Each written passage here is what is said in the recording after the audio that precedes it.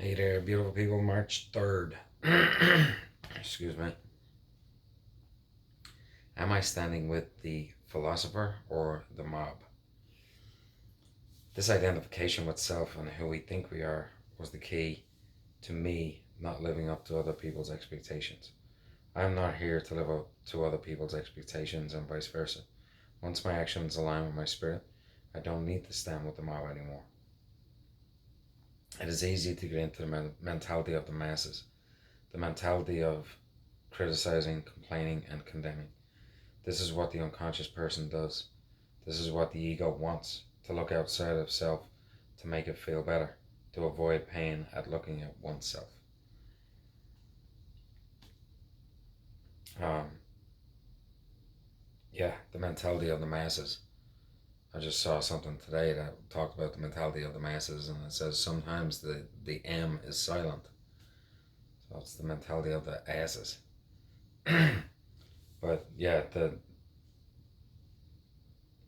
when you have a deep understanding of yourself and you you well, I'm not even gonna say you, me. When I started to get on a spiritual track,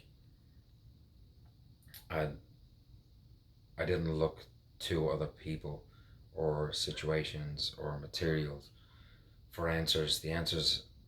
And of the answers are always within me. They always have been. They always will be. So my goal is to surround myself with people that will help me draw those answers out. So whether that's listening to somebody on YouTube, listening to spiritual teachers on YouTube, or whether it's reading self-help books, or whether it's going to 12-step meetings, or just having genuine conversations with people. Um, it's in those interactions, which I find spiritual, just interacting with other people, that it draws the answers out of me. Um, so I'm now looking for connection with other people from a spiritual sense, and not to get something out of it. But I do know, just by having that connection, that I do get something out of it, and um, it is that wisdom that I'm looking for, the wisdom that will naturally come from those spiritual connections. But the mentality of criticizing, condemning, and complaining.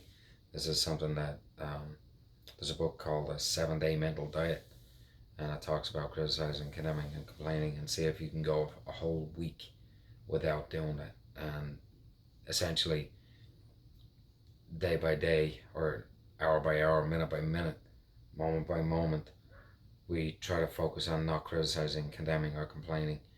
And the minute you do one of those three things, you just start again. And the goal is to try to do a whole week without. And it's an absolute game changer. And now that it's come up again, I'm going to try and do it again for a week. It's really challenging, but really worth it. Um, but yeah, that I mentioned in here the unconscious person, and that's still me to an extent. I haven't got this down. I haven't mastered it, and I don't expect to master it anytime soon. But it's when I have those moments of consciousness. I have more and more moments of consciousness where the frequency of consciousness is longer, the duration, the intensity of that consciousness continues to expand. And it's there that the ego diminishes, and that's huge for me, because it just leads to happiness, because I know I'm not looking outside of myself for the answers. I'm not looking outside of myself for happiness. I'm not looking at other people to make me happy. I'm not looking at money or sex or material wealth, anything like that. I know that the happiness is just going to come from me, and I understand when I continue to do the right thing, good things just keep happening. And even when good things um, don't happen, and they go the way I don't necessarily want them to, again, I understand that this is an opportunity for me to grow.